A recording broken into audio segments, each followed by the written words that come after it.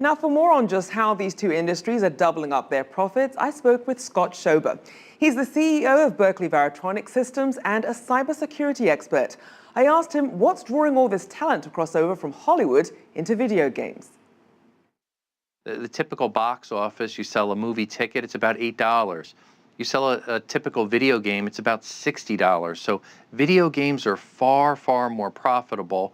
They take in about $100 billion a year selling video games, which is certainly larger than successful movie franchises. So a lot of actors and actresses tend to look to that to augment some money. They can make a lot of money, and it could be with voiceovers, which is very popular.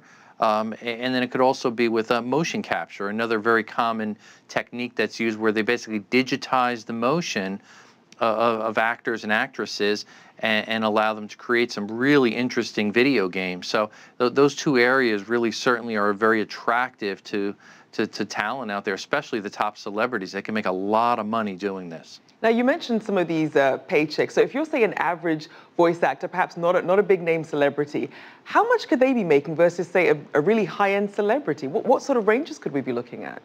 Yeah, great question. Yeah, somebody that's doing voiceovers, they make about $200 an hour on average. Now, in some ways, it seems like a lot of money, but then again, that's not something that you're going to do 8 hours a day, day in, day out.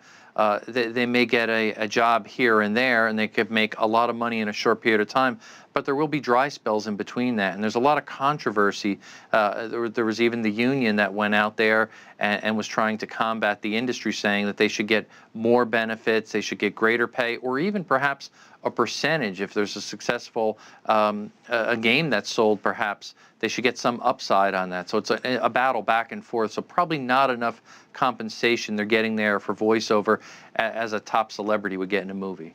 So is there a danger then, with these celebrities now coming into these video games, is there a danger then that will upset the cart even more as current video actors are really trying to get more compensation and better wages? Yeah, it could cause some challenges there. I mean, there are certain examples that I look at. You look at the example of 50 Cent. There is a successful, he's been in several movies, but he's also done voiceover for video games, and he's actually produced 2 video games himself. So there he's capitalizing many different ways. And again, he's obviously more of a celebrity and has got more stardom and power and the ability to do that. But I think actors and actresses are now starting to go outside of the niche that they're in and try to look for other means. And video games is certainly it, because it's a growing, exploding area. Even as I mentioned before, $100 billion a year. And in fact, 47% of that growth is happening right in Asia. So a tremendous market there. If somebody's targeting that particular genre there, that area with video games, they can make a lot of money. And you mentioned some of these revenue streams, for example, that 50 Cent was getting into. So as these actors have these different pathways to go down globally, where are we really seeing the biggest push for this market?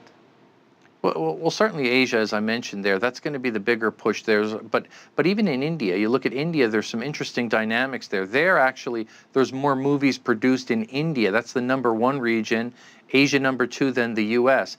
And then you see the synergy with the video games. So a lot of these large blockbuster movies that are coming out, they're timing them very carefully with video game releases, so they can kind of capitalize on it both ways. I mean, and you see that the converse too. You look at Angry Birds. Hugely popular video game, 3 billion downloads on mobile phones, and that in turn becomes a movie with a sequel coming out too. So it goes both ways. They're trying to capitalize video game and Hollywood blockbusters. And as we see this cross-pollination between video games and movie studios, give us some examples. What are some of the studios that are really at the front line of this? Who's really capitalizing on this trend? Well, really, they're all putting their toes in the water, so to speak, there. But certainly the likes of Sony, who have got strong ties, obviously, with the PlayStation and video games already, they're going to have a big advantage over perhaps a Paramount or some of the other larger studios. But they're really all testing these formulas to kind of cross-pollinate and capture revenue from both the movie side and the video game side.